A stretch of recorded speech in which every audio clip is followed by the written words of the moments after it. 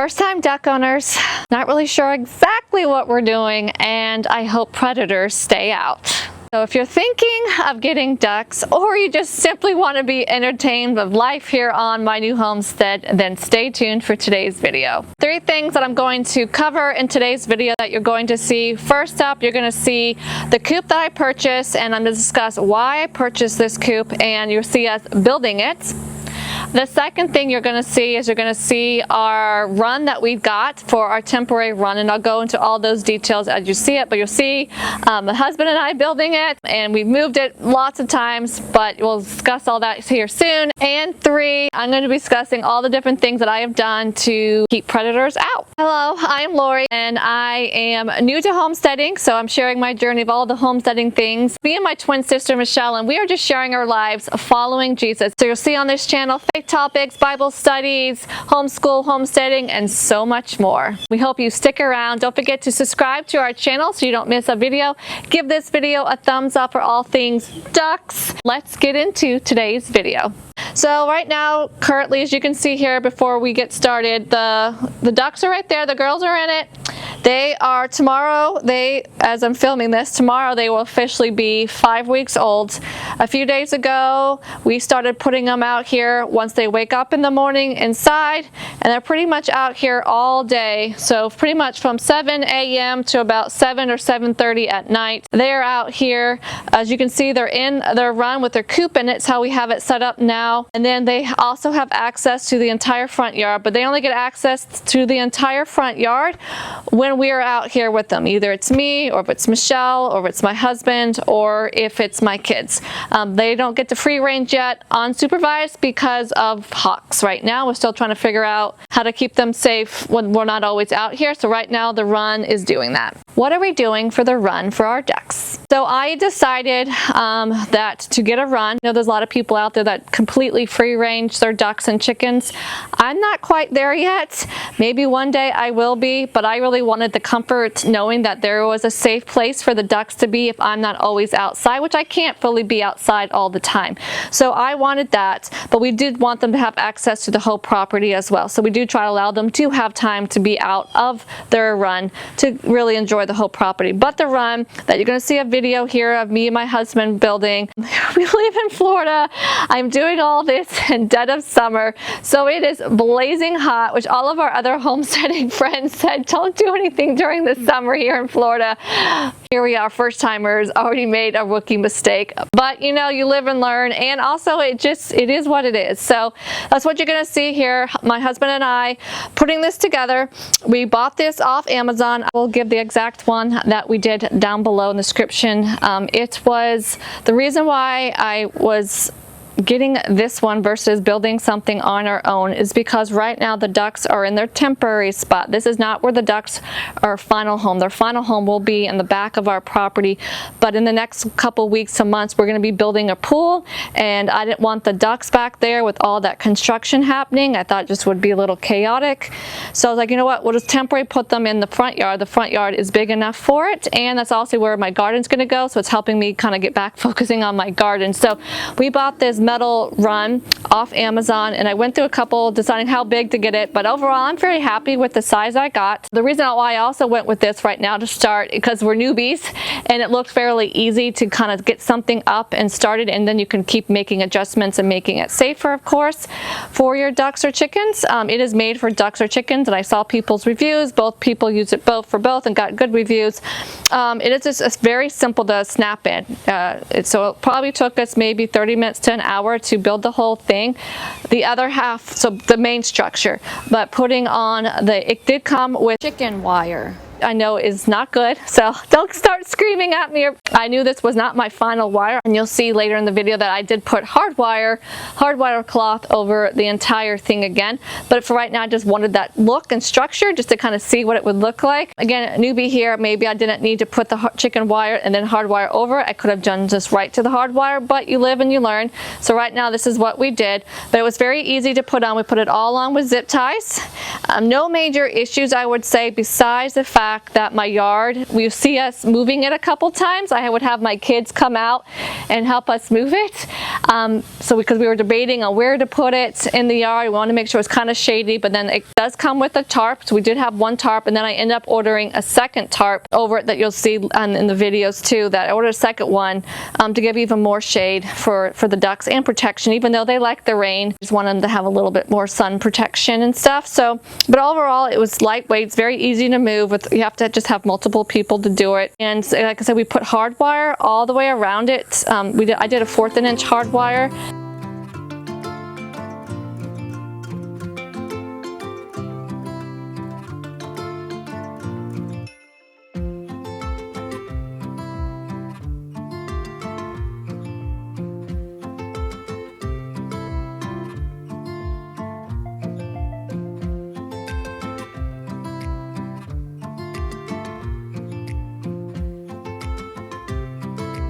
What is the duck coop we picked? I did tons of research on what to do for a duck coop, and I honestly, to be honest, I was mixed. Like, I really, again, first time owner here, like, don't know what I'm doing. You know, everything in life has, some people like it, some people don't. So I was reading all different types of duck coops. Some people take chicken coops and you can convert them into duck coops, so you just don't need to put the roosting bars in. Some people use little kitty houses and convert those into duck coops. Some people, of course, you see a lot of do-it-yourself type of ones out of wood or whatever. So I was really getting like, oh my gosh, what do we do? I just wanted something for first-time owners, knowing that this was temporary, but yet also something that they will be in for a little bit, and maybe something I could also use if I ever get more chickens or ducks down the road as another like temporary home before they go into the new big home. So that was also running through my mind. The other thing, like I said, I live in South Florida. It's hot, it rains. I'm not against wood. I might eventually do wood and shed for their final coop. I'm still debating, but I wanted something that was going to be very easy to clean. That was one of my big priorities, and easy to put together, since this is my husband and I's first time. Just wanted it to be super easy. So Michelle and I researched, we came across this snap and lock system of a coop, and it is from Formex, and it is super easy. I had my kids even come out and help us build it when it arrived, which they were so excited about. Out of all the duck stuff, building the coop was the one that they were actually really excited to come out and help with. Because that's even before the ducks even arrived, we got it. And so I think that just helped with the anticipation of the ducks coming, that it's happening, it's reality. But anyway, it was super easy to put together, snap and lock. It is a chicken coop, so we did still end up putting the nesting boxes in, because A, gives it the coop a little bit bigger in size, but we did not put the two roosting bars that it came with inside, because ducks don't need that. But I still did the nesting boxes area just because, in more space, and also encouraging, hey, if you want to lay your eggs here, that would be great, because I know I've heard people say ducks can just lay their eggs wherever, but I've also heard people say if you give them a spot to lay their eggs, they might actually lay their eggs there. So, you know, we're going to see. The other thing why I picked this one was its durability with the weather, that it is waterproof, and that it's easy to clean. The two bins at the bottom pull out, making it super easy to dump out the bedding, rinse anything down, and then put it back in. The only thing that I guess I'm a little concerned about, that we'll have to adjust as we go forward, is the size of the door. I've heard that ducks all like to rush out together, so we'll have to see it. Right now I only have 4 ducks, so I'm hoping it's not that big of a problem. But if down the road, obviously this might probably only holds 4 ducks, could maybe hold up to 6. It is pretty small inside, but I have only 4 ducks, and two of them are Indian runners, so they're small, so I think it will all fit in size. But overall, it's lightweight, again, super easy to pick up and move, which is also something that I wanted, because again, I don't really know exactly where they're going to be, so I wanted something that was also easy to pick up and move. Lightweight, like I said, durable, easy to clean, and overall, it probably took us, again, maybe 20 minutes or so, give or take, to snap it all in and put it together.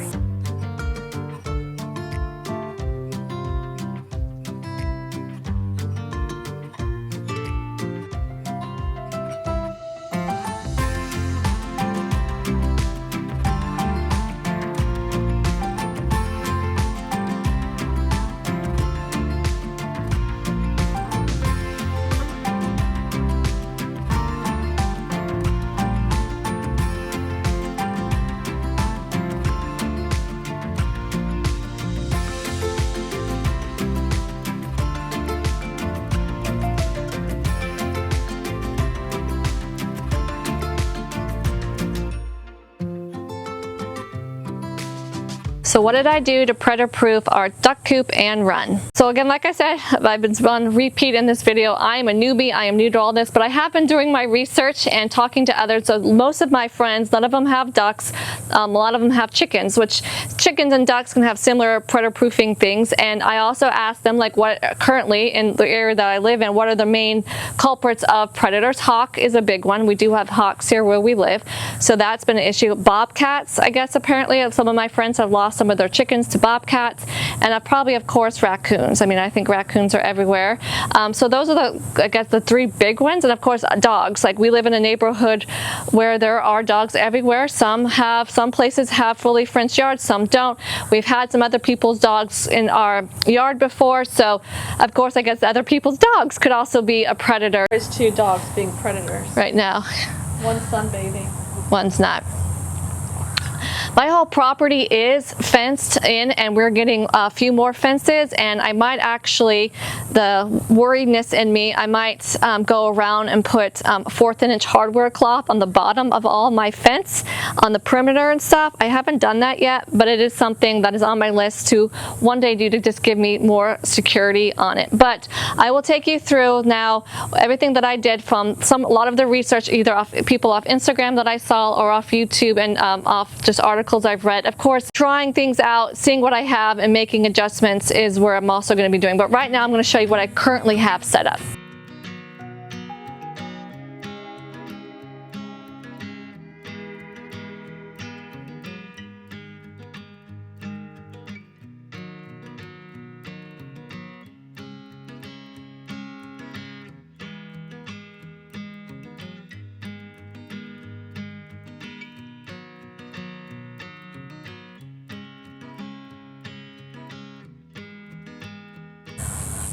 Alright, so as you can see, this is the run and the coop inside. We put the coop kind of towards the back where it gets most of the shade, as you see the girls in there enjoying the shade.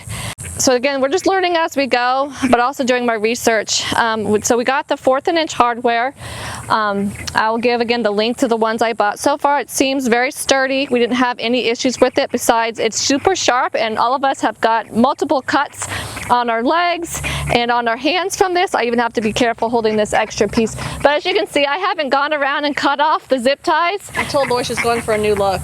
Michelle and I were just joking, and we're just going to leave it just for a funny look, just to be funny. But no, one day I might cut it off. Started digging this side, but then my husband said, but this isn't going to be the permanent. He didn't really feel like digging this big trench around this if this is not going to be their permanent home. So we just did, which I again went to read articles. As long as you have it about a skirt of hardware off about 2 feet, which I believe this is roughly about 2 feet, 2 feet off. To prevent diggers. Like most people said, they're going to start coming close to your coop, to your run, and then kind of maybe, I guess, maybe work their way out. I don't know. So we did that, and we have it going up, and I'm working on double layering this, so this is even sturdier. I haven't finished here yet, but some of the back, yeah, the back has some of it done. We did our best on the corners. Yes, and we try to left stuff out to make it sharp and stuff, but we'll see. We left some things hanging, so hopefully that would also stop an animal. Yeah, because one person's video says for some reason he thinks predators start at the corners, like that's where they go to first. So I was still trying to figure out how to make this super safe and secure. So we have this layered, I think, like 3 times in different directions. I'm going to have stones, of course, and lots of zip ties, as you can see. The other thing I did, I got these, what are they called, gardens? What are they called, Michelle? Garden something? Garden staples that we put down to really hold down this hardwire even more into the grass. And then, of course, I got these big cinder blocks from Home Depot, my local Home Depot store, and they are super heavy. So again, I'm hoping that helps with predator proofing, that they can't move this hardwire and they can't dig down it. I just can't decide. As you can see here in the back, I have all of the stones favoring the edge of the hardwire, so I'm going to let you guys let me know. And you can see some of the ones I have on the side. I was doing like a little back and forth. I didn't know, so again, people who are more experienced than me, let me know if it's okay just to leave it on the outside border, these big stones, or if it's better for me to move them in closer to the coop.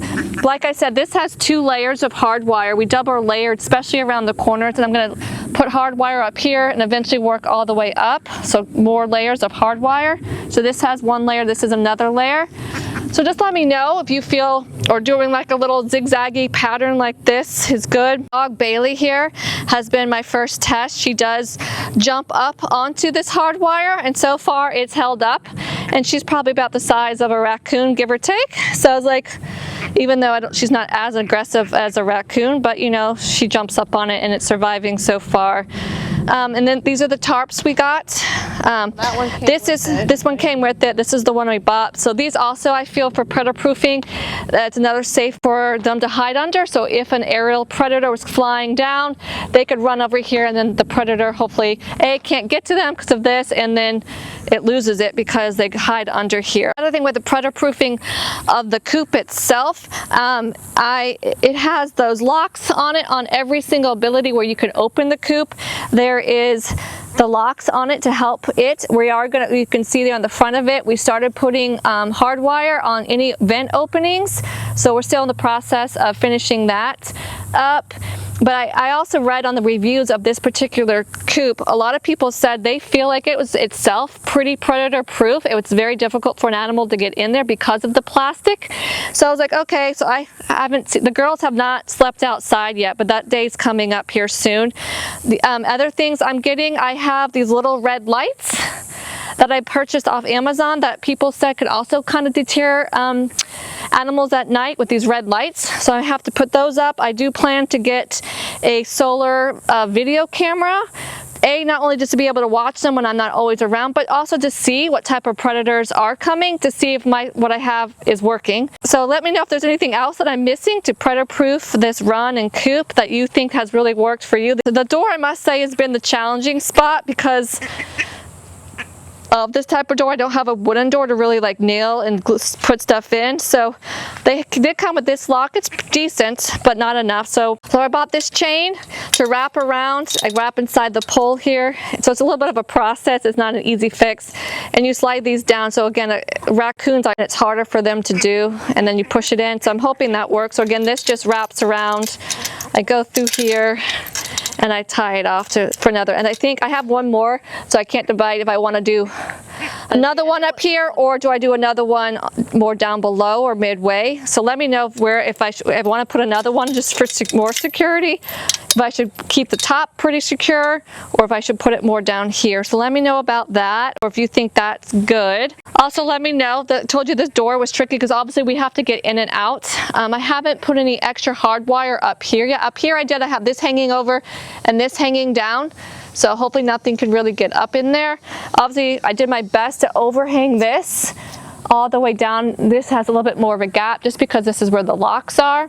So I'm still trying to figure out the best way to do this, but I have this and it falls down for a layer.